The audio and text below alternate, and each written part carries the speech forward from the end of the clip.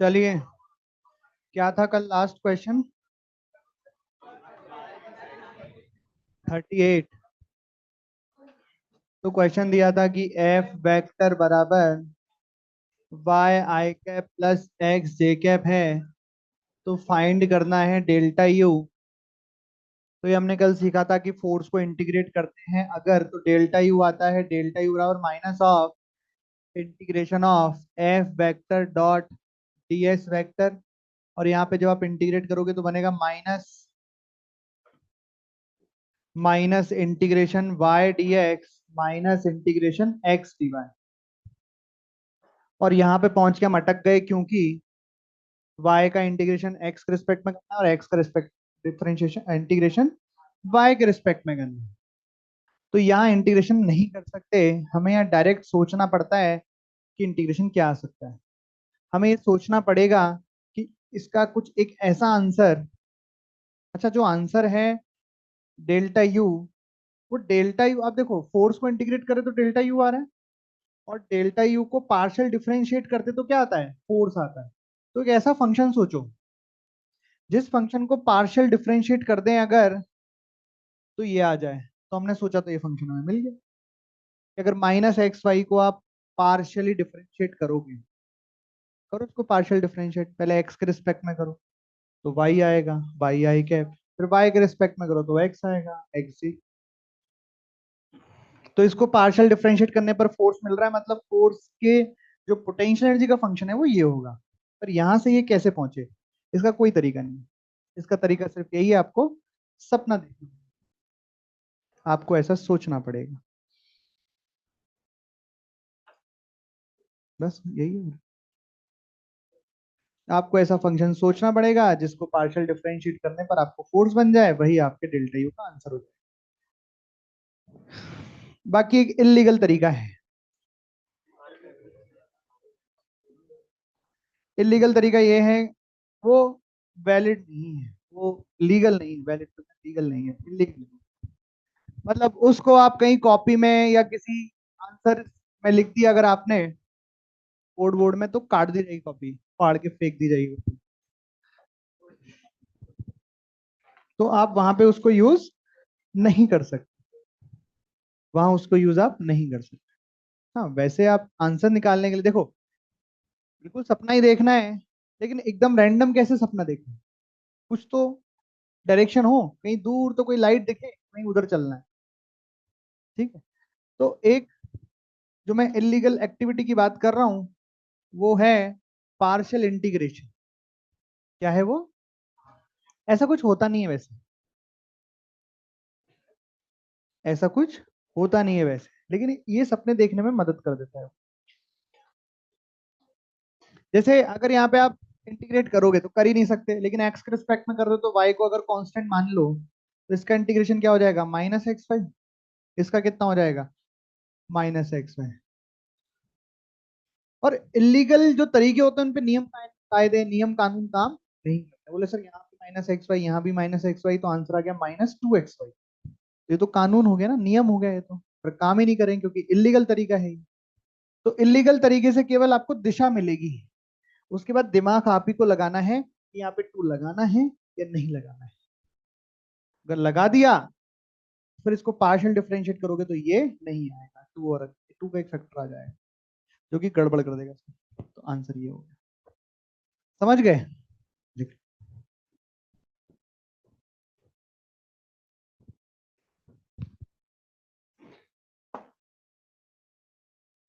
चलो नेक्स्ट।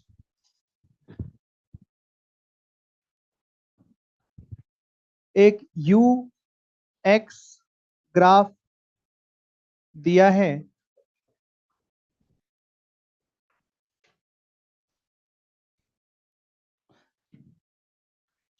तेज लिखना थोड़ा है ना। अगर मुझे ऐसा लगा कि आप लोग बात कर रहे हैं, मैं बिना कुछ पूछे कि लिखा है या नहीं लिखा मैं मिटा दूंगा। ठीक है, तो मुझे लगना नहीं चाहिए कि आप बात कर रहे हो। Plot variation of F versus x.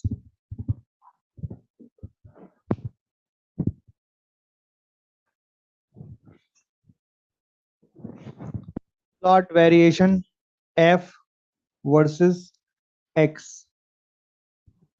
मतलब यू एक्स का कर्व है, एफ एक्स का कर्व बनाना है, और फिर लिखो टाइप्स ऑफ इक्विलिब्रियम।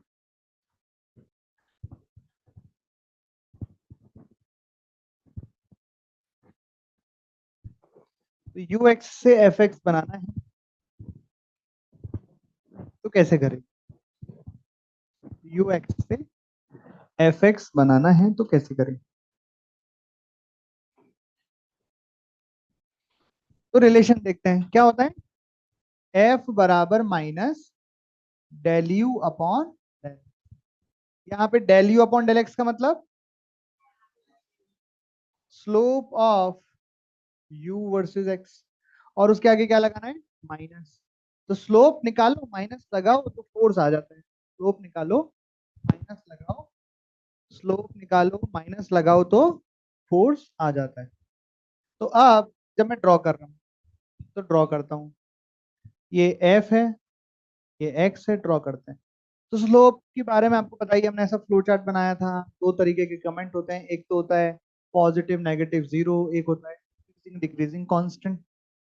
तो ये क्या दिख रहा है आपको, कैसी स्लोप दिख रही है इसकी, पॉजिटिव कांस्टेंट, स्लोप हो गई पॉजिटिव कांस्टेंट, उसके आगे माइनस लगाया तो बन जाएगा नेगेटिव, तो फोर्स हो जाएगा नेगेटिव कांस्टेंट, तो फोर्स हो जाएगा नेगेटिव में कांस्टेंट। ये ग्राफ बन गया फोर्स का, नेगेटिव है ये और ये कांस्टेंट। उसके बाद क्या दिख रहा है, जीरो, तो ग्राफ हो जाएगा जीरो। उसके बाद क्या दिख रहा है वापस से, पॉजिटिव कांस्टेंट, तो positive constant minus minus negative. और देखो यहाँ पे स्लोप बढ़ गई, देखो यहाँ ऐसी है, यहाँ और ज्यादा नेगेटिव कांस्टेंट, तो यहाँ पे हम ऐसे इससे नीचे आ गए। उसके बाद negative constant, negative negative positive, तो फोर्स लगेगा पॉजिटिव कांस्टेंट, और उसके बाद फिर जीरो, ये एफ एक्स बन गया, लिख लो।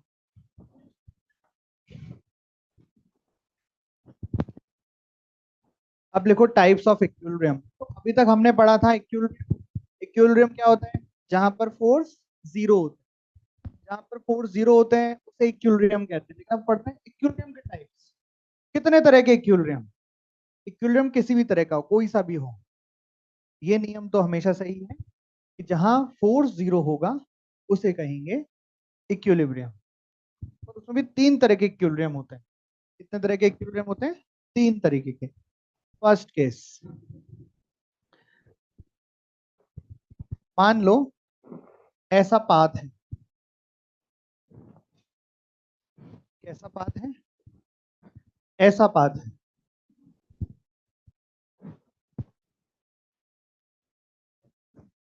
कटोरे जैसा, कटोरे जैसा पाथ है, और इसमें यहाँ पे बिल्कुल बीचों बीच में एक बॉल रखी है मास एम की। इसका अगर मैं एफबीडी बनाऊंगा तो नीचे क्या लगेगा एम जी, ऊपर क्या लगेगा नॉर्मल, नॉर्मल बराबर एम जी हो जाएंगे, तो नेट फोर्स कितने हो जाएंगे, जीरो।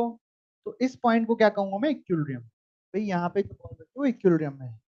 अब इक्विलिब्रियम तो है क्योंकि नेट फोर्स जीरो है, पर एक कौन सा इक्विलिब्रियम, बोले ये क्या होता है कौन सा इक्विलिब्रियम है, किस बात पर डिपेंड करता है, देख मान लो मैंने इस बॉल को थोड़ा आगे शिफ्ट किया और छोड़ दिया, तो क्या होगा, ये बॉल वापस लुढ़क के नीचे आ जाएगी।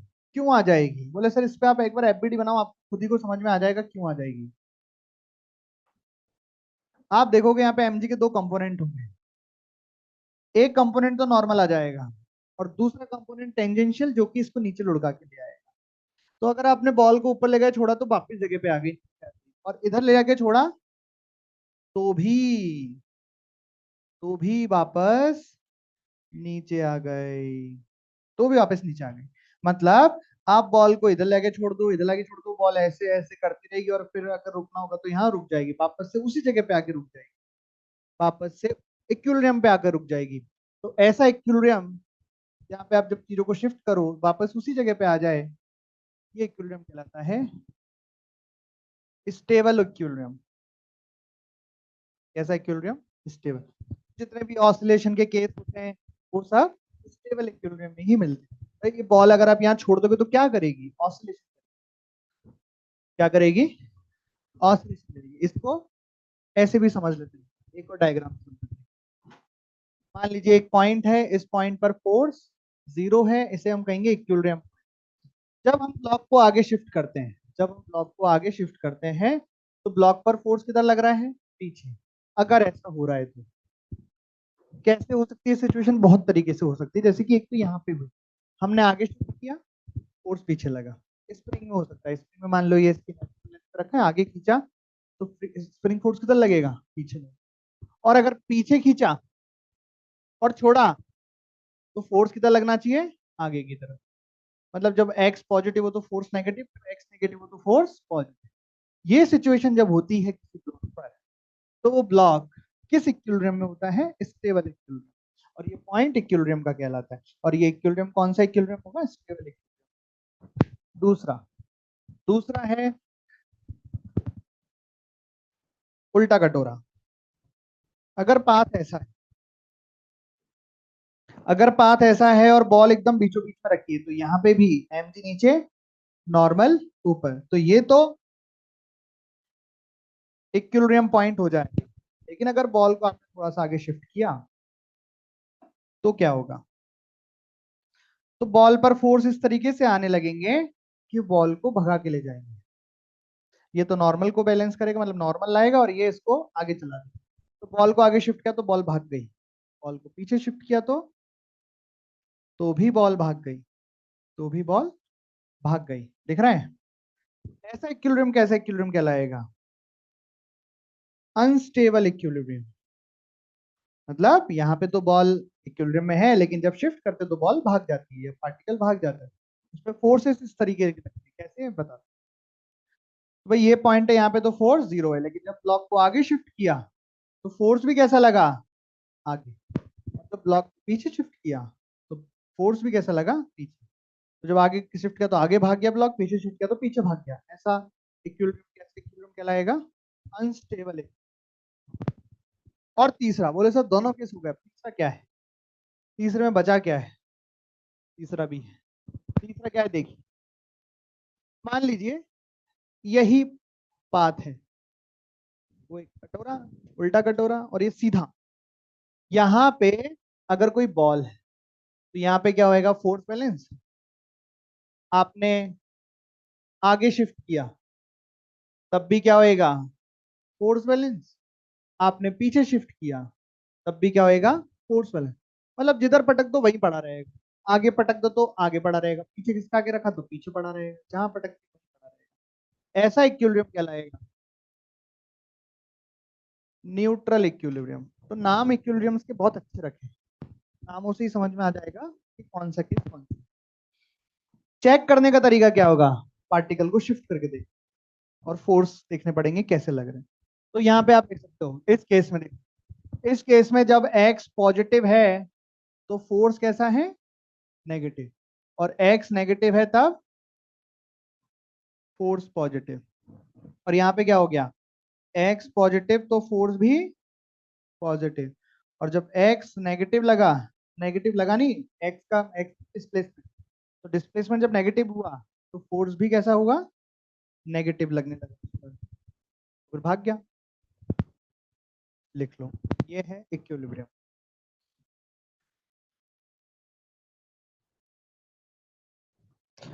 हेडिंग डालिए, how to identify equilibrium in u versus x graph. how to find how to identify equilibriums in u versus x graph. तो देखिए, हम ये जानते हैं कि f बराबर क्या होता है? Minus del U upon del. शुरुआत कर लो इसको। और इक्विलिब्रियम का मतलब क्या होता है? f बराबर 0। f बराबर 0 का मतलब क्या हो गया? Del U upon del X 0। Del U upon del X का मतलब क्या हो गया? स्लोप 0। और स्लोप 0 का मतलब क्या होता है? कब आती है स्लोप 0? जब tangent parallel to X axis होता है तो उसको बोलते हैं अपन स्लोप जीरो। तो जब यू एक्स ग्राफ में स्लोप जीरो होगी वो पॉइंट इक्विलिब्रियम पॉइंट होगा। तो मान लीजिए एक यू एक्स कर्व में बना लीजिए। यू एक्स कर्व क्या होगा, कैसा भी कर्व बना लीजिए, ऐसा बना लीजिए, ऐसा बना लीजिए, ठीक है। तो यहाँ पे बताइए कहाँ कहाँ पे इक्विलिब्रियम मिलेगा, किस किस पॉइंट पर आपको इक्विलिब्रियम मिलेगा। तो देखो अगर आप यहाँ देखोगे तो टेंजेंट पैरेलल आएगी, स्लोप जीरो आएगी यहाँ पे भी। और यहाँ तो बहुत सारे पॉइंट है, तो कोई भी point, point A, point B, point C, ये तीनों पॉइंट्स इक्विलिब्रियम के होंगे। इन तीनों पॉइंट्स पर इक्विलिब्रियम होगा, फोर्स जीरो होगा, स्लोप जीरो है। पर बात यह है, ये पता लगाना है कि कौन सा इक्विलिब्रियम कौन सा है, कौन सा इनमें स्टेबल है, कौन सा अनस्टेबल। अब यहाँ पे कटोरे मत देखना, ये ग्राफ है, वो पाथ थे, पाथ और ग्राफ में अंतर होता है। ये ग्राफ है, ये नहीं कटोरा नहीं है ये, कि सर बॉल देखो लुढ़क के वापस आ गई, बॉल देखो लुढ़क के वापस आ गई। सही है। यहाँ पे अगर आपको फोर्स देखना है, आपको इससे देखना है, जो आपको सिखाया था ना कि स्लोप का नेगेटिव फोर्स देगा, उससे पता लगेगा। कैसे पता लगेगा देख लो, बहुत बहुत ज्यादा इंटरेस्टिंग। तो सबसे पहली बात, ये तो पॉइंट ए के लिए मैंने वो मार्किंग कर ली कि ये पॉइंट तो इक्विलिब्रियम का होगा, लेकिन हमें पता लगाना है कि कौन सा इक्विलिब्रियम है। उसके लिए हमने पार्टिकल को आगे शिफ्ट किया किया। तो मुझे बताओ यहाँ पर, मान लो पार्टिकल को हमने आगे शिफ्ट किया किया, मुझे बताओ इस पॉइंट पर स्लोप क्या होगी, इस पॉइंट पर स्लोप क्या है, नेगेटिव। अगर स्लोप नेगेटिव है, स्लोप नेगेटिव है, नेगेटिव और नेगेटिव पॉजिटिव, तो फोर्स कैसा आएगा, पॉजिटिव। पॉजिटिव मतलब आगे, तो फोर्स आएगा आगे। और इसके पहले पॉइंट पे, इसके जस्ट पहले वाले पॉइंट पे बात कर लेते हैं। यहाँ पे स्लोप क्या है, positive, positive minus negative, force negative, तो जस्ट पीछे फोर्स पीछे आएगा, जस्ट आगे फोर्स आगे आया, जस्ट पीछे फोर्स पीछे आया। कौन सा इक्विलिब्रियम, अनस्टेबल इक्विलिब्रियम, ऐसे देखना। पर मजे की बात क्या हो गई, कटोरे से भी यही आना था, पर इसका मतलब ये नहीं हो गया कि कटोरा है, ये मात्र एक संयोग है जो बैठ गया और हमेशा बैठेगा। यूएक्स के ग्राफ में कटोरा कॉन्सेप्ट हमेशा बैठेगा, स्टेबल अनस्टेबल इक्विलिब्रियम पहचानने के लिए। तो आप उससे भी कर सकते हैं। लेकिन कोई पूछे कि कैसे अनस्टेबल, तो यहाँ पे पार्टिकल उड़का के मत दिखा देना कि देखो यहाँ बॉल रखो लुढ़क गई तो अनस्टेबल। समझ गए। हाँ समझने के लिए, खुद के लिए ठीक है, याद रखने के लिए। यहाँ करके देखो, पॉइंट बी है, इस पॉइंट पर इक्विलिब्रियम होगा। जस्ट आगे वाले पॉइंट के लिए स्लोप क्या है, पॉजिटिव, तो फोर्स कैसा होगा, नेगेटिव। और जस्ट पीछे वाले पॉइंट के लिए स्लोप क्या है, नेगेटिव, तो फोर्स क्या होगा, पॉजिटिव। तो ये इक्विलिब्रियम कैसा होगा, स्टेबल इक्विलिब्रियम। और यहाँ पे आगे देखोगे तब भी फोर्स जीरो, पीछे देखोगे तब भी फोर्स जीरो, तो ये कैसा हो जाएगा, न्यूट्रल इक्विलिब्रियम।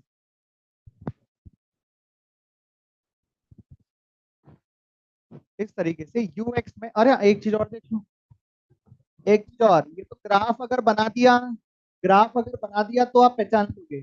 लेकिन अगर इक्वेशन दे दी और पूछे कि इक्विलिब्रियम कौन से हैं, तो पहले तो डिफरेंशिएट करके जीरो कर दोगे, उससे आपको ये पॉइंट्स मिल जाएंगे, वही मैक्सिमम मिनिमम कॉन्सेप्ट। और फिर डबल डिफरेंशिएशन कर करके चेक करना पड़ेगा। कैसे, जैसे मान लो मैं बनाता हूँ स्टेबल, अनस्टेबल, न्यूट्रल।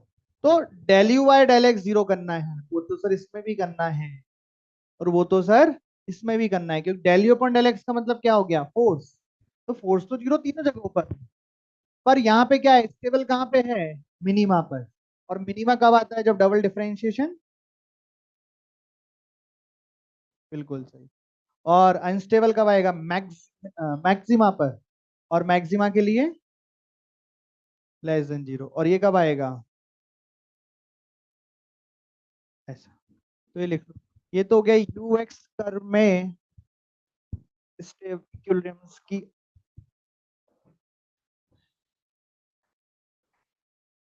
पोजीशंस का पता कैसे लगाएं। फिर नेक्स्ट हेडिंग डालो, how to identify equilibriums in F versus X graph. F versus X में इक्विलिब्रियम का पता लगाएंगे। एफ एक्स ग्राफ में इक्विलिब्रियम हम ढूंढना सीखेंगे। ये किसमें सीखा है? U X graph. अब एफ एक्स ग्राफ की बात। तो मान लो ये एफ एक्स ग्राफ बना दिया मैंने, ये एफ वर्सेस एक्स, ये ग्राफ बना दिया कोई, ये बना दिया। बताओ यहाँ पे इक्विलिब्रियम पॉइंट्स कहाँ पे मिलेगा? बोलो, यहाँ पे इक्विलिब्रियम पॉइंट्स कहाँ पे मिलेंगे, कितने होंगे? कितने इक्विलिब्रियम पॉइंट्स दिख रहे हैं यहाँ पे?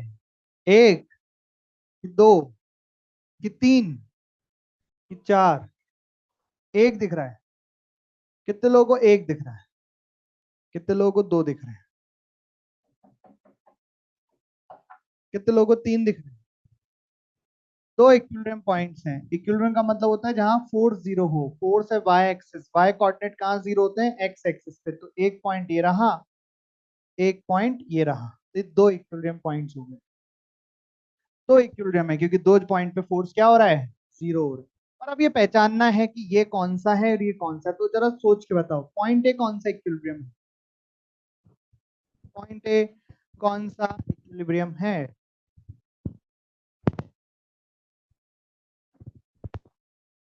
पॉइंट ए पर कौन सा इक्विलिब्रियम है? तो ये पॉइंट इक्विलिब्रियम का है। मैं थोड़ा सा आगे बढ़ा, आगे बढ़ के देखा तो फोर्स कैसा है? पॉजिटिव, ऊपर की तरफ है ना। और थोड़ा सा पीछे बढ़ा तो फोर्स किधर है? नीचे, मतलब नेगेटिव। ये ऊपर पॉजिटिव, नीचे नेगेटिव है ना, तो पीछे है। तो आगे गए तो आगे भाग गया, पीछे गए तो भाग गया। तो कौन सा हो गया? Unstable equilibrium. और अगर यहाँ देखोगे तो थोड़ा सा आगे गए तो फोर्स नीचे है, नीचे मतलब नेगेटिव, नेगेटिव मतलब ऐसे। और थोड़ा पीछे गए तो ऊपर पॉजिटिव। तो ये कितना आ गया? इसमें क्या आ गया? Stable equilibrium.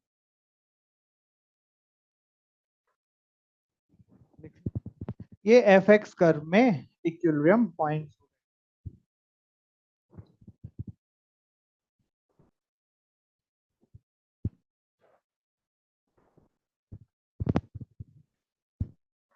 तो इस तरीके से ये हो गया आपका। कल हमने स्टार्ट किया था गणित वाला हिस्सा, वर्क एनर्जी का, वो भी कंप्लीट है। तो अब आप बिगनर बॉक्स 4 कंप्लीट कर सकते हैं।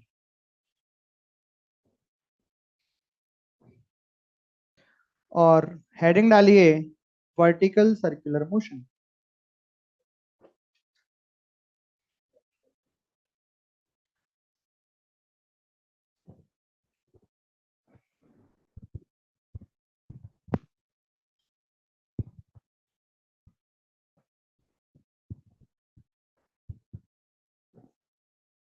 अरे इधर सबने लिख दिया तो कभी लगा लिख लिया होगा।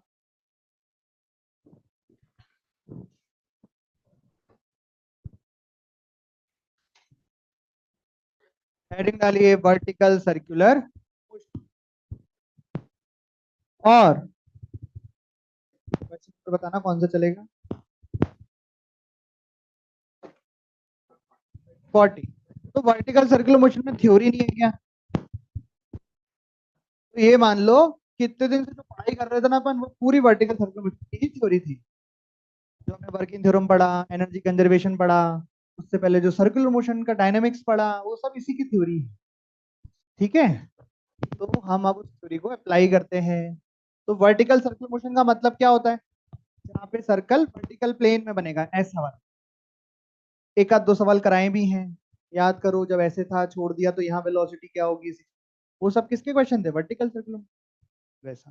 तो बस अब वही करने हैं फिर से।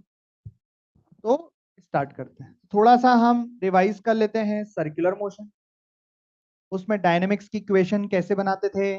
रेडियल डायरेक्शन में लिखते थे एफ नेट बराबर एम ए सी, याद है? वैसा ही कुछ। तो मान लीजिए ये एक ब्रिज है, ब्रिज की रेडियस आर है, ये सेंटर सी है, यहाँ एक गाड़ी है, वो गाड़ी कांस्टेंट v से चल रही है। v कांस्टेंट कैसे है, ये ड्राइवर की एक्सपर्टीज है, हमें उससे कोई लेन देना नहीं है। हमें बस ये बताना है कि हमें बस ये बताना है कि पॉइंट ए पर गाड़ी पर कितना नॉर्मल रिएक्शन लगेगा। Find normal reaction force on the car eight point A. Find normal reaction force on the car eight point A. लिखो।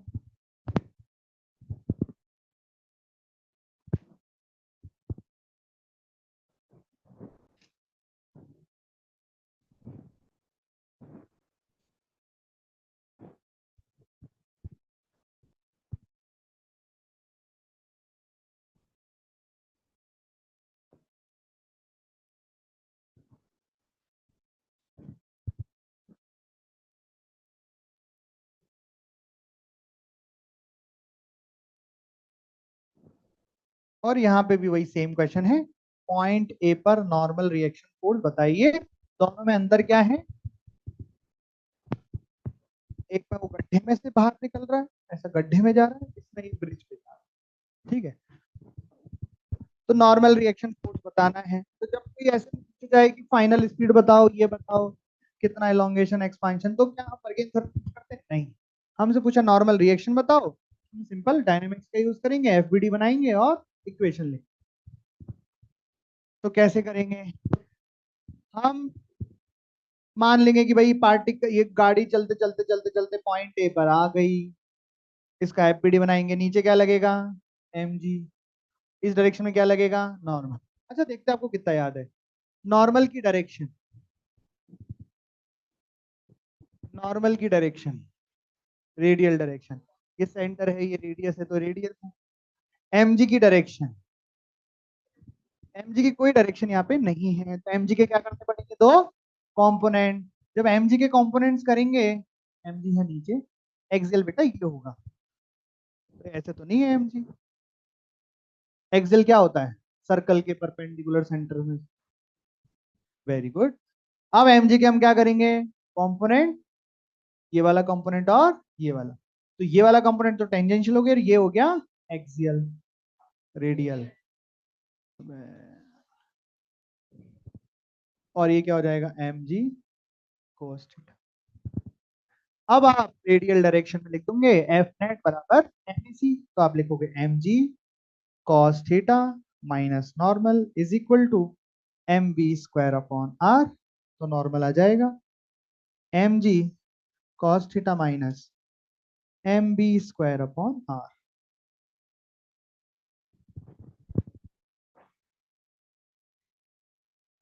आगे नॉर्मल, इतना सही था। दूसरे वाले में करके दिखाओ जल्दी से। चलिए नेक्स्ट करेंगे। तो कार कहाँ पहुंच गई, कार कहाँ पहुंच गई, यहाँ एम जी कैसा लगेगा, नीचे लगेगा। नॉर्मल किधर लगेगा, ऐसे सेंटर की तरफ, दिख रहा है क्या, अरे दिख रहा है क्या, अरे दिख रहा है क्या। एम जी के क्या होंगे, कंपोनेंट होंगे, ये एंगल थीटा हो जाएगा, सही है क्या। ये वाला कंपोनेंट हो जाएगा एम जी कॉस थीटा, ये टेंजेंशियल, एसी ऊपर, क्या लिखोगे, N minus M G cos theta बराबर M B square upon R, N बराबर M B square upon R plus M G cos theta. अच्छा कभी आपने गेम वगैरह खेले कार वाले, उसमें कभी ऐसा ब्रिज पे से निकलते हुए उड़ने लग जाता है ना, स्पीड ज्यादा तेज हो तो, देखो इसलिए, देखो इसलिए, देखो इधर देखो, स्पीड अगर तेज होती जाएगी, ये माइनस में है M B square upon R, तो ये नॉर्मल को कम करते जाएगा, तो स्पीड बढ़ते गए बढ़ते गए बढ़ते गए बढ़ते गए, एक मोमेंट ऐसा आ गया जब M B square upon R और एम जी कॉस बराबर हो गए, नॉर्मल क्या हो जाएगा, जीरो। तो उस केस में कांटेक्ट हट जाएगा और कार ऐसा उड़ने उड़ने लगेगी। पर यहाँ पे कभी ऐसा हो सकता है क्या, आप बढ़ाओगे जितना स्पीड बढ़ाओगे नॉर्मल और बढ़ जाएगा, कार और चिपक के चलेगी। नॉर्मल बढ़ने का मतलब क्या है, वो और धक्का मार रही है जमीन को, और तेज, जमीन वापस धक्का मार रही है। तो जब स्पीड ब्रेकर से निकलते हैं गुजरते तो उचक जाते हैं, क्या वो यही कारण है? नहीं यार, तब तो अपन झटके से उचक जाते हैं कभी। लेकिन ऐसा स्मूथ सा ऐसा स्पीड ब्रेकर होता है कई बार, उसमें झटका नहीं लगता, लेकिन बड़े स्मूथली गुजरते तो वहां वहां ऐसा हवा में थोड़ी देर के लिए। हाँ, तो वो उसमें ऐसा इसलिए होता है कि नॉर्मल कम हो जाता है। अगला सवाल, नेक्स्ट। तो ये कितने लोगों ने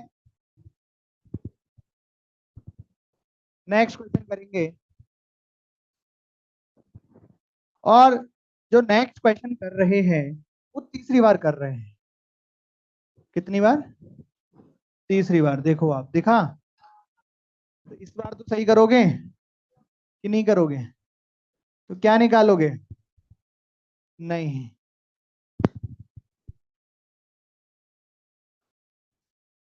इसमें निकालेंगे आप, find tension in the string when it becomes vertical. Find tension in the string when it becomes vertical.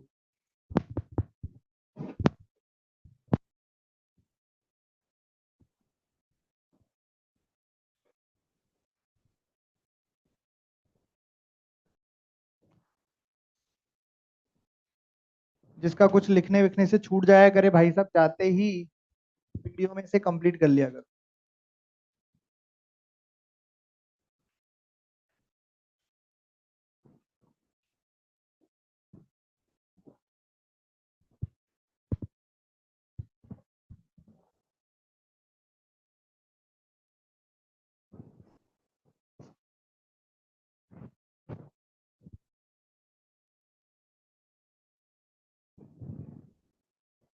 और यहाँ पे भी ये निकालना है,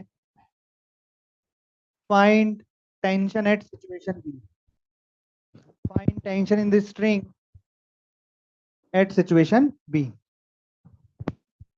हाँ जी। फर्स्ट क्वेश्चन का आंसर क्या आ रहा है? बी कौन निकालेगा?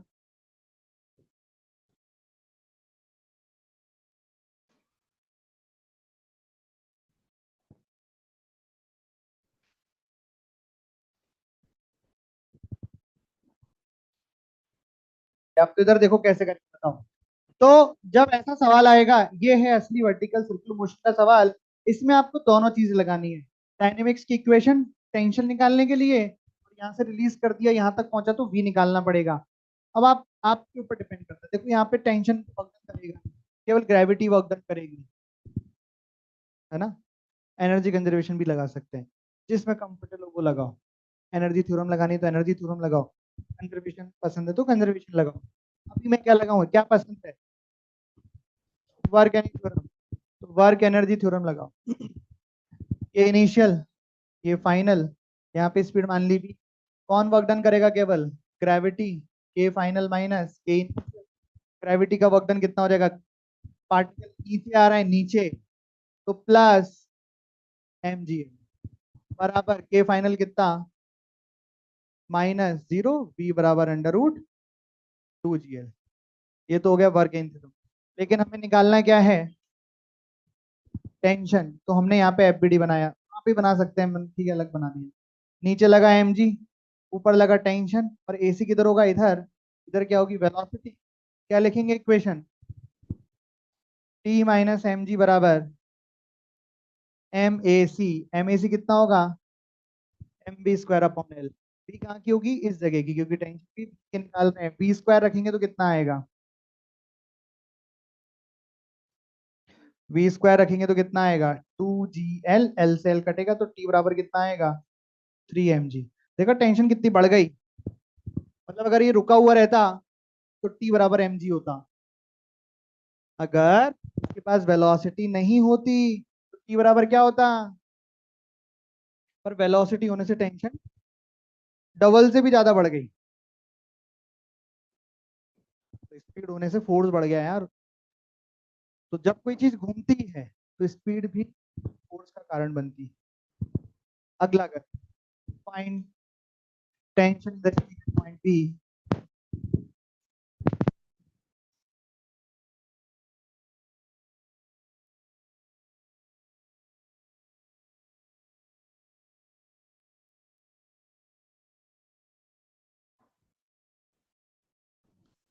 चलो आओ पहले डिस्कस कर लें। जब पार्टिकल यहाँ पहुंचेगा तो कुछ ना कुछ स्पीड आ जाएगी इसकी। अरे आ जाएगी तो निकालनी ही पड़ेगी। कैसे निकालेंगे? Work gain theorem. Gravity work done करेगा, टेंशन का वर्क डन जीरो, के फाइनल माइनस के इनिशियल। बोले यहाँ तो रिलीज किया इसके के इनिशियल जीरो। ध्यान रखना कई बार फेंक भी देते हैं, वहां पे ऐसे झटके से फेंका वेलोसिटी भी देती तो ठीक है देन दो, हमें तो आप हम भी। ग्रेविटी का वर्क डन, पार्टिकल कितना नीचे आया?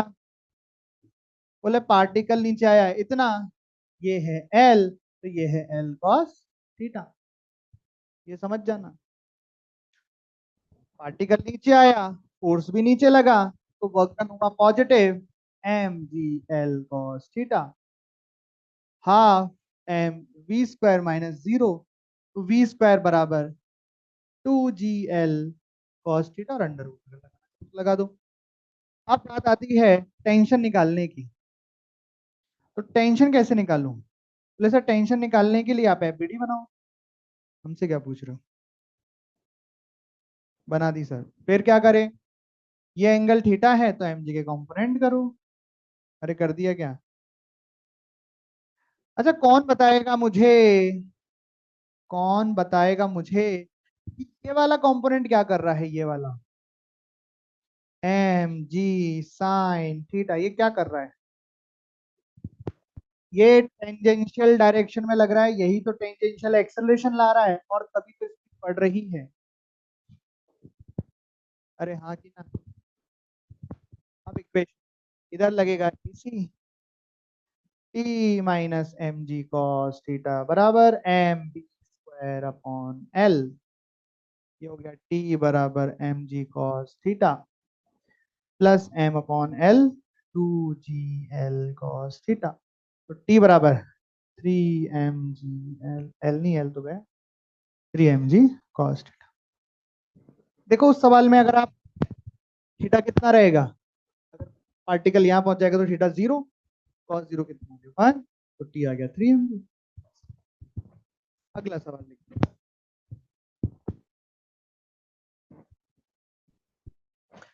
क्वेश्चन लिखिए।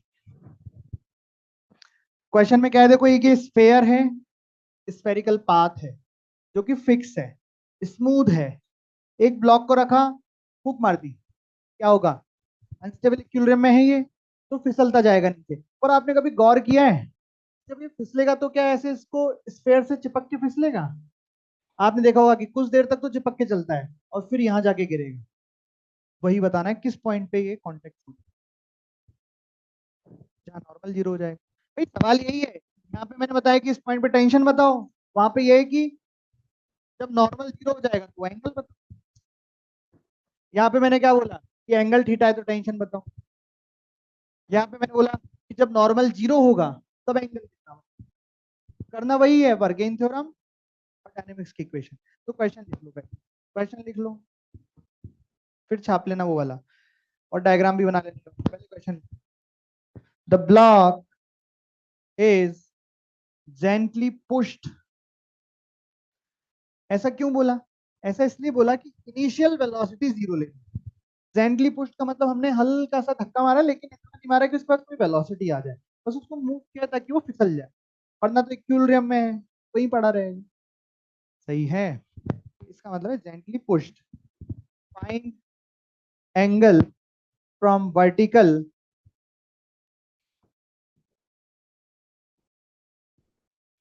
where block will lose the contact with the sphere.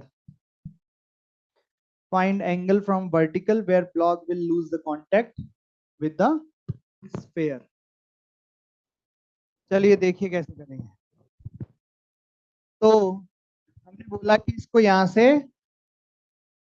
फूक मार दी, तो ये फिसलते हुए मान लो यहां तक नीचे आया। ठीक है, कितना एंगल ट्रेवल कर लिया इसने? मान लीजिए थीटा एंगल ट्रेवल कर लिया, और ये वो पॉइंट है जहां पे ये कांटेक्ट छोड़ देगा।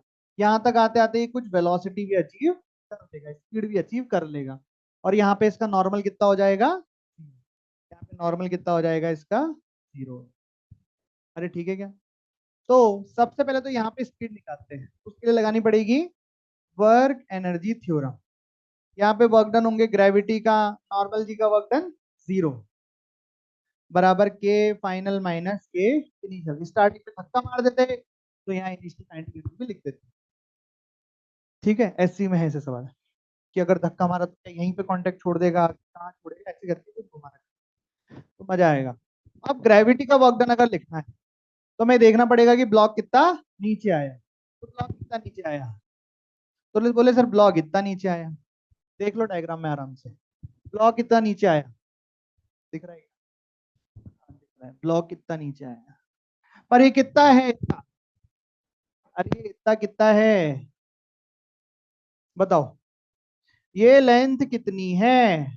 अच्छा चलो छोड़ो ये मत बताओ, आप तो बताओ ये लेंथ कितनी है और ये कितनी है, आर कॉस थीटा, तो ये कितनी होगी, R minus R cos theta, ये होगी R minus R cos theta. नहीं आई समझ में? अरे ये कितनी है ये पूरी, और ये कितनी है आर कॉस थीटा, तो ये कितनी होगी, ब्लॉक नीचे गए के ऊपर, तो वर्क डन पॉजिटिव या negative, M G H, work done normal 0, kinetic energy half M B square minus, अरे हाँ कि ना।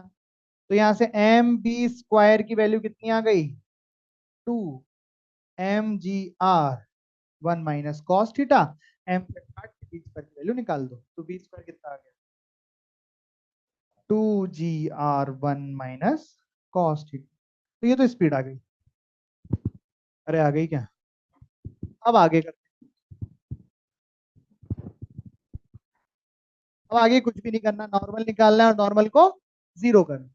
उसके लिए एक डायग्राम और बना लेता हूँ छोटा सा, देखना यहाँ पे आ गया ना पार्टिकल, एम जी किधर लगेगा, नीचे, नॉर्मल किधर लगेगा, ये एंगल कितना है थीटा, एम जी के दो कंपोनेंट, एक इधर और एक इधर, तो ये कितना हो गया थीटा, ये क्या हो जाएगा एम जी कॉस थीटा, और ए सी लगेगा इधर सेंटर की तरफ, तो आप लिखोगे M G cos theta minus normal बराबर M B square upon are.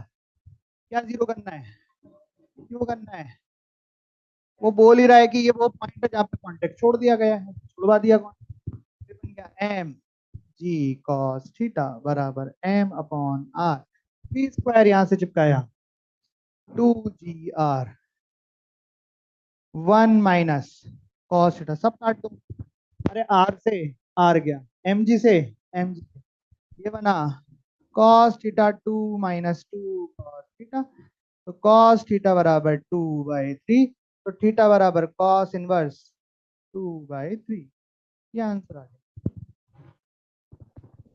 एक बात देखो, मैंने यहाँ छोटा सा लिख दिया था फिक्स, मतलब जब ये नीचे फिसल रहा था तो ये पीछे नहीं जा रहा था, अब ऐसे भी करोगे तो ये पीछे भी जा रहा है, वो फिसल रहा है, पूछा कॉन्टेक्ट, मस्त करना। चलिए सब इधर देखेंगे अब, तो सबसे पहले हम बात कर रहे हैं नोट 1, ये नोट ऐसे लिखना है, नोट 1 है ना, अभी निकला है, पहले सुन लो। ये बहुत इंपॉर्टेंट नोट है, वर्टिकल सर्कुलर मोशन का लास्ट कॉन्सेप्ट है, बस सवाल ही सवाल, फिर कुछ नहीं बचा। अभी तक तो कुछ पढ़ा नहीं वर्टिकल सर्कुलेशन में, जो पढ़ रखा था वही किया, थोड़ा सा पढ़ लेना है, बस खत्म, इतना ही है वर्टिकल सर्कुलेशन, पर सवाल अभी बहुत सारे, तो इसे ध्यान से सुनना। मैं अभी केवल किसकी बात कर रहा हूँ, लोअर हाफ की, किसकी, लोअर हाफ की, कि मान लीजिए एक पार्टिकल रस्सी से बंधा हुआ है, लेकिन इसका मोशन केवल हम किस में कंसीडर कर रहे हैं, लोअर हाफ में, मैक्सिमम यहां से लेके यहां तक, मान लीजिए किसी एंगल थीटा पे है अभी, और इसकी स्पीड कितनी है यहाँ पे, v है, इधर उधर इधर भी मार, अरे इस दोस्त का इधर से यूं फेंका हो, उधर से आ रहा हो, कुछ भी हो रहा है, स्पीड कितनी है, और इसका मास कितना है m, यहाँ पे मैं टेंशन निकालता हूँ, क्या निकालता हूँ, टेंशन, और फिर एक बार अपर हाफ में निकालूंगा, और टेंशन को थोड़ा कि क्या हो रहा है, गणित से समझेंगे थोड़ा, तो टेंशन हमने इतने सारे निकलवा दिए कि अब तो ये आपके लिए बच्चों का खेल हो गया, अरे हो गया ना, T minus M G cos theta बराबर M B square upon L, T बराबर mb² upon L plus mg cos theta. अरे ठीक है क्या? अरे हाँ कि ना? तो यहाँ पे जो टेंशन का फंक्शन बना उसकी क्या खास बात दिख रही है आपको? ये खास बात मैंने फर्स्ट क्वेश्चन को ब्रिज में भी एक्सप्लेन करने की कोशिश करी थी। इसमें सुनना, ध्यान से सुनना सुनना सुनना। मेरे को एक बात बताओ, मैंने थीटा यहां से मेजर किया है, मैक्सिमम कितना एंगल हो सकता है थीटा? 90। लोअर हाफ आपका मतलब है नीचे नीचे, तो थीटा की वैल्यू 0 से 90, 0 से 90 ही वेरी करेगी। अरे हाँ कि ना? 90 से कम कम। तो अगर एम जी कॉस्टा की बात करें तो थीटा फर्स्ट क्वाड्रेंट में रहेगा, ये टर्म हमेशा पॉजिटिव रहेगी, तो एम जी कॉस्टा हमेशा पॉजिटिव नंबर होगा। होगा। बीच में क्या लग रहा है? प्लस। मान लो वेलोसिटी है, बहुत ही अच्छी बात है, क्योंकि ये टर्म भी फिर पॉजिटिव हो जाएगी कुछ। मान लो किसी वजह से कहीं पे वेलोसिटी जीरो हो रही है, यहाँ रुक गया, वापस आया तो इस पॉइंट पे देखो, तो वेलोसिटी कितनी हो गई? जीरो। लेकिन फिर भी टेंशन जीरो नहीं हुई, टेंशन अभी भी एमजी कॉस्टा बची। मतलब चाहे कोई भी सिचुएशन ले लो लोअर हाफ में, टेंशन जीरो हो ही नहीं सकती। आप करके देखना। ये गणित।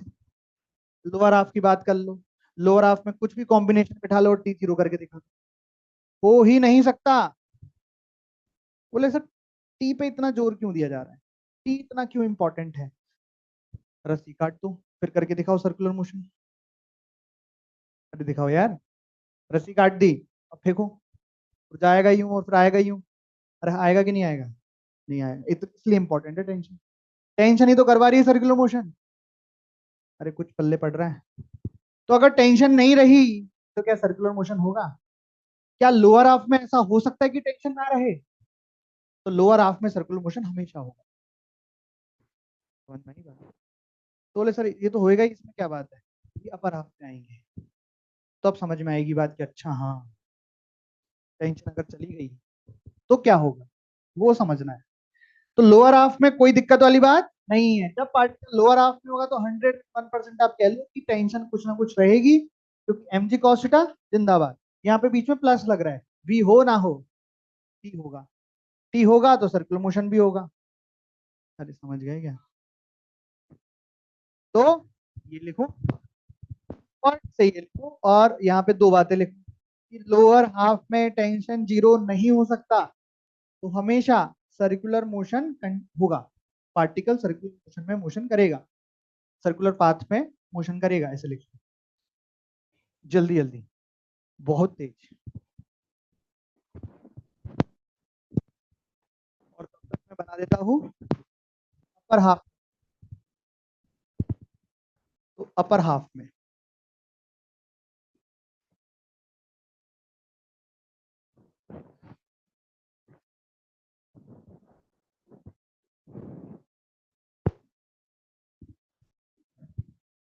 ये अपर हाफ, अपर हाफ में एंगल कहां से लूं?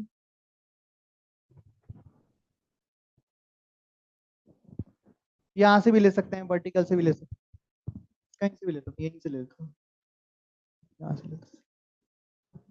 ये वाला एंगल ले लेता हूँ थीटा, मास एम, लेंथ एल, और यहाँ पे टेंशन कैलकुलेट करूंगा। यहाँ पे भी मान लीजिए अभी स्पीड है v, टेंशन कैलकुलेट करूंगा तो एम जी आएगा नीचे, टेंशन आएगा इधर, थीटा आएगा इधर, तो इधर एम जी कॉस थीटा भी आएगा, ए सी आएगा इधर। तो इक्वेशन बन जाएगी T plus M G cos theta minus M B square upon L, तो बन जाएगा टी इज इक्वल टू बराबर M B square upon L minus M G cos theta. यहाँ की टेंशन है अपर हाफ, अपर हाफ है ये इतना।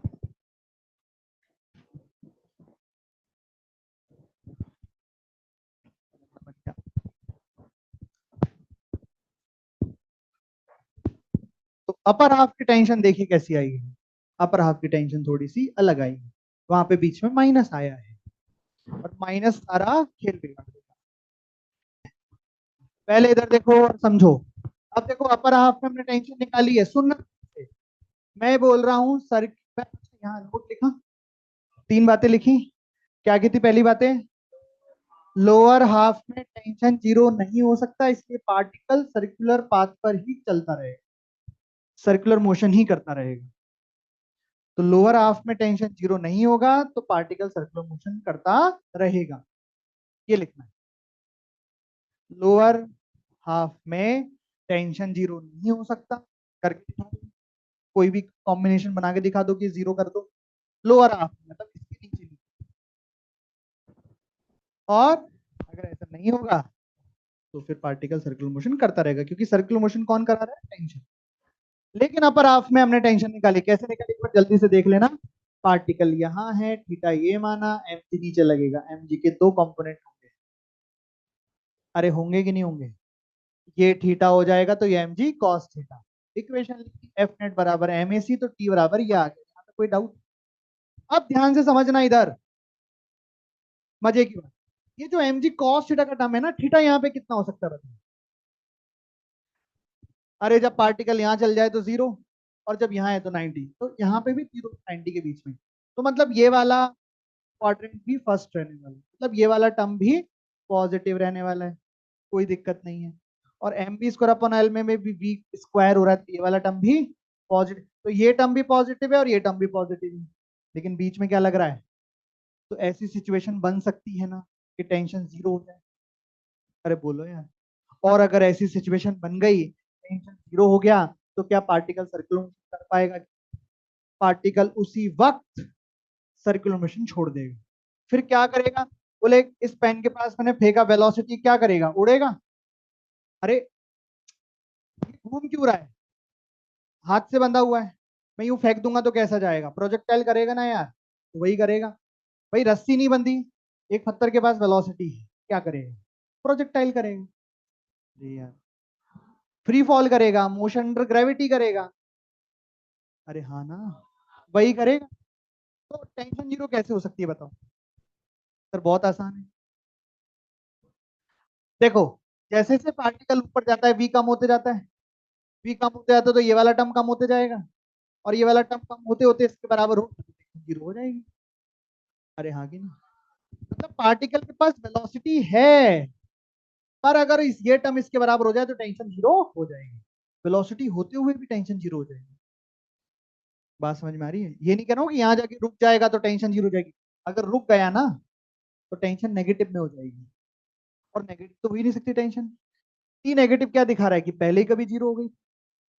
तुम गणित में अपने इमेजिनेशन में पार्टिकल को यहाँ पहुंचा दिए और जीरो कर दी वेलोसिटी, पार्टिकल तो उससे पहले ही कहीं पे पाथ छोड़ चुका है।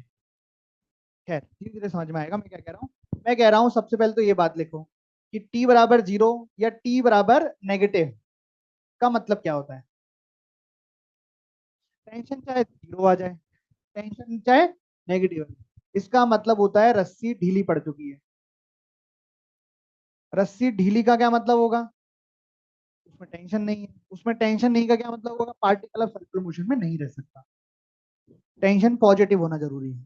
तो सर नेगेटिव टेंशन का मतलब कुछ नहीं होता, टेंशन नेगेटिव का मतलब है जीरो पहले कहीं छूट गया, आप गलती से विजुअलाइजेशन में यहाँ तक पहुंच गए, गणित में यहाँ तक पहुंच गए, पर असली में तो पार्टिकल बहुत पहले सर्कुलर मोशन छोड़ चुका है।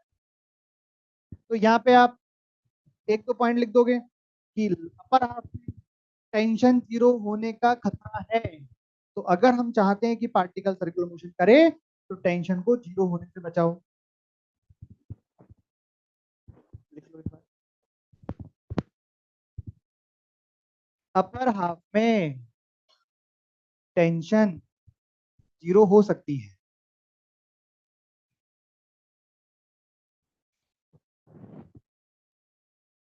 फिर पार्टिकल के सर्कुलर मोशन में कंटिन्यू करने के लिए टेंशन इन द स्ट्रिंग, क्या लिखा दूसरा पॉइंट, पहला पॉइंट लिख लेना, अपर हाफ में टेंशन जीरो हो सकती है तो उसको बचाओ, अगर आप चाहते हैं कि पार्टिकल मोशन करे तो उसको बचाओ। ठीक है, आप चाहते हैं कि पार्टिकल सर्कुलर मोशन करे तो उसको बचाओ। चलो इसको जरा समझते हैं, देखो इधर, देखो फिर मैं आपसे पूछूंगा कि कैसा मोशन होगा, आपको बस सोचना है, फिर मैं करके भी दिखाऊंगा कि कैसा होगा। फिर देखते हैं आप जो सोच रहे हो वो सही सोच रहे हो। ठीक है, बताओ। मैं इसको छोड़ने वाला हूँ, इसको इसको नहीं, मैं इसको तो पकड़ के रखूंगा, इसको छोड़ूंगा, कड़े को। बताओ क्या होगा? ऑसिलेशन। अरे सही सोचा तुमने तो, वेरी गुड। अब क्या होगा? पक्का? अब क्या होगा? ऑसिलेशन ही हो रहा है, इसमें क्या दिखा रहे हो? अब क्या होगा? सोच लो। नहीं हुआ। देखो पहले क्या हुआ, पहले नीचे गिरा, क्योंकि मैं ऐसे करते करते गलती से पराप में पहुंच गया था। समझ में आई तुमको बात? ये इतना यहां तक, सेंटर के सामने तक, ये नीचे नीचे लोअर हाफ, और ये क्या हो गया? अपर। अपर हाफ पे मैंने जैसे ही छोड़ा, मतलब वेलोसिटी क्या है? जीरो। इस इक्वेशन में वेलोसिटी जीरो डालो। टेंशन कितनी होगी? नेगेटिव। नेगेटिव का मतलब रस्सी ढीली है, मेरे छोड़ते ही रस्सी ढीली है, तो पार्टिकल सर्कुलर मोशन कर ही नहीं सकता। वो देखो फ्री फॉल कर रहा है, ऐसे नीचे गिरा स्ट्रेट लाइन में। और फिर जब नीचे आ गया, अब रस्सी टाइट हो गई। समझ में आया? ये है चक्कर। ये तो मैंने छोड़ा तो है। अब मैं यहां से इसको ऐसे वेलोसिटी देता हूं तो क्या होगा बताओ? बोले सर, जब तक आप इतनी वेलोसिटी दे रहे हो कि लोअर हाफ में रहे, तो वापस सर्कुलर मोशन करते हुए वापस आएगा। अरे आ रहा है क्या? और बोले ज्यादा तेज दे दी तो पूरा सर्कुलर मोशन कंप्लीट कर लेगा। अरे हाँ कि ना? लेकिन इतनी दूर कि पार्टिकल अपर हाफ में भी चला जाए, पर सर्कुलर मोशन कंप्लीट भी ना हो, तो क्या होगा बताओ? आप क्या बोल रहे हो? ऊपर जाके गिरेगा ऐसे? अंतर समझना, जब मैं यहां से छोड़ रहा था ना, तब वेलोसिटी जीरो थी, इसलिए वो गिर रहा था, टेंशन जीरो। अब जब मैं इधर से फेंकूंगा ना इसको, तो ना क्या होगा देखना, यूं जाएगा, यूं जाएगा, यूं जाएगा, यूं जाएगा, यूं जाएगा। वेलोसिटी जीरो होने तक इंतजार नहीं हो पाएगा। वेलोसिटी कम होते जा रही है, इसके जैसी बराबर होगी, टेंशन जीरो हो जाएगा। नेगेटिव तो बहुत दूर की बात है।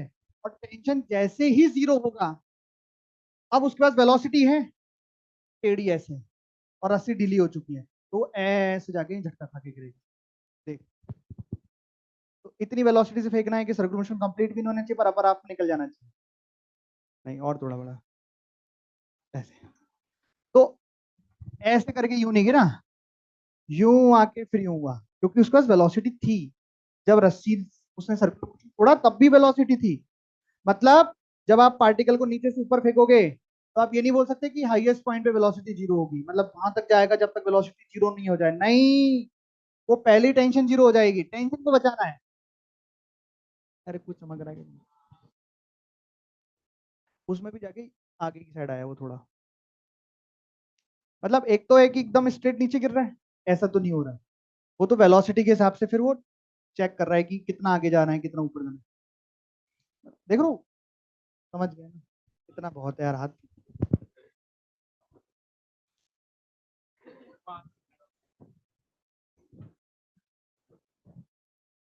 तो ये लिख लिया, अपर हाफ में टेंशन को,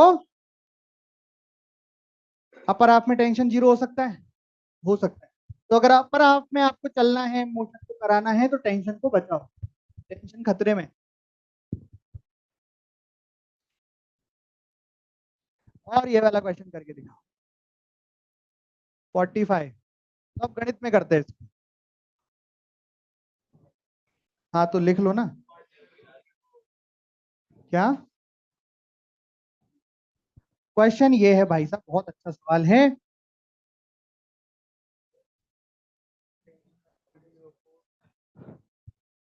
ये ऐसा क्या हो रहा है यहाँ पे? पार्टिकल को यू वेलोसिटी दी, पार्टिकल घूम के ऐसा आया, तो यू मिनिमम निकालना है। क्वेश्चन लिख लो। Find minimum value of U. Find minimum value of U. U की मिनिमम वैल्यू बताइए, such that it completes the vertical circular motion. Completes the vertical, इसको तो करना ही पड़ेगा वरना भूल जाएंगे जो आज, है ना? तो इस क्वेश्चन को अपन करेंगे अभी, फिर इसके बाद अगली क्लास में पढ़ेंगे। तो इसको मैं करके दिखाता हूँ।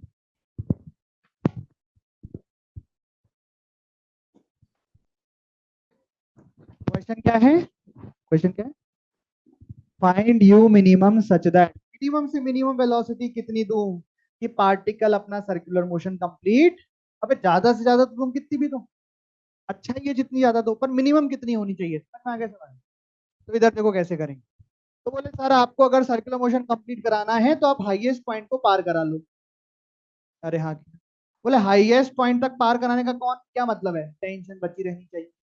यहाँ से यहाँ तक तो देखो ठीक है, यहाँ से यहाँ तक टेंशन कम होते जाएगी होते जाएगी होते, कहीं अगर जीरो हो गई रास्ते में तो हो गया काम। इतनी वेलोसिटी दो कि यहाँ तक पहुंचते पहुंचते भी टेंशन रहनी चाहिए। अब जरा सुनना, दिमाग लगाना है ना।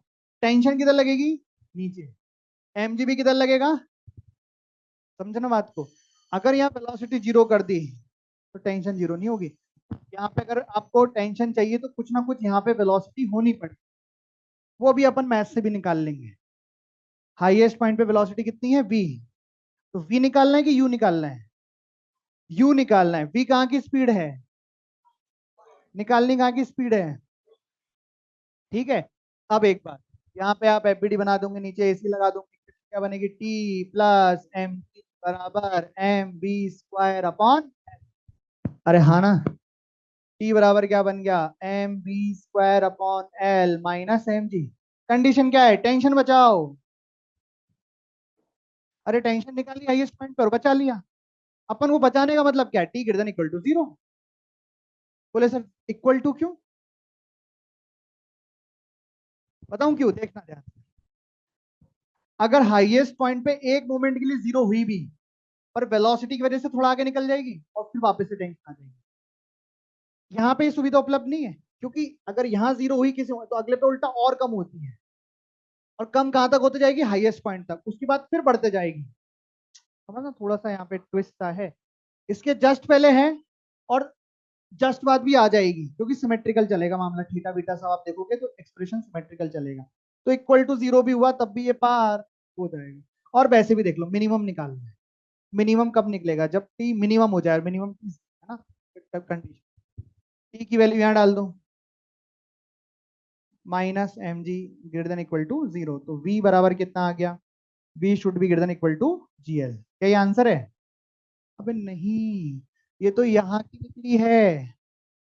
अब वहां की निकल गई तो यहाँ की कैसे निकालूंगा, कैसे निकालूंगा, कैसे, कैसे, वर्क एनर्जी थ्योरम से। हाँ, तो कौन कौन के वर्क डन लिखूंगा, आप कोई मेरे को बता दो ग्रेविटी का वर्क डन, बस खत्म हुआ। Very good, minus M G two L. Final kinetic energy V half M P square, initial kinetic energy half M U square. अरे समझ में आया। वी की मिनिमम वैल्यू कितनी हो जाएगी, कि वी जो हाईएस्ट पॉइंट पे वेलोसिटी मिनिमम कितनी पॉसिबल है, अंडर रूट जी एल।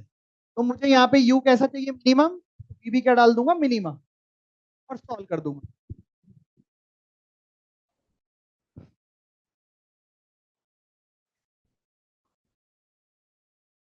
और फिर, अरे देखो ना कितना बढ़िया दिख रहा है यार, ये इधर गया, ये इधर गया, टू प्लस हाफ 5/2 हो गया। तो ये बन गया हाफ एम यू स्क्वायर बराबर 5/2 एम जी एल, यू बराबर अंडर रूट ऑफ 5 GL, और ये यू कैसा है, मिनिमम। ये आपको, ये क्वेश्चन जो है 45, ये एज रिजल्ट याद रखना। हम कई सारे क्वेश्चंस करेंगे जिसमें इस, अगर आपको इस कैलकुलेशन से बचना है तो आपको रिजल्ट याद रखना चाहिए। यू मिनिमम की वैल्यू है ये यू कौन सी वेलोसिटी है, ऊपर वाले एंड की कि नीचे वाले, ये है √5 GL। और आपको वर्टिकल पोर्शन कंप्लीट कराना है तो हाईएस्ट पॉइंट पे वेलोसिटी जीरो, क्या नहीं, कितनी होनी चाहिए, √GL। अगर हाईएस्ट पॉइंट पे वेलोसिटी जीरो कर दी ना तो टेंशन नेगेटिव आएगी, इसका मतलब पहले ही कहीं निपट चुका है ये, पहले ही कहीं पार्टिकल निपट चुका है, यहाँ तक तो पहुंचना दूर की बात। इसको ढंग से रिवाइज करके आना, अगली क्लास में इसके बस क्वेश्चन ही क्वेश्चन है, बहुत सारे क्वेश्चन।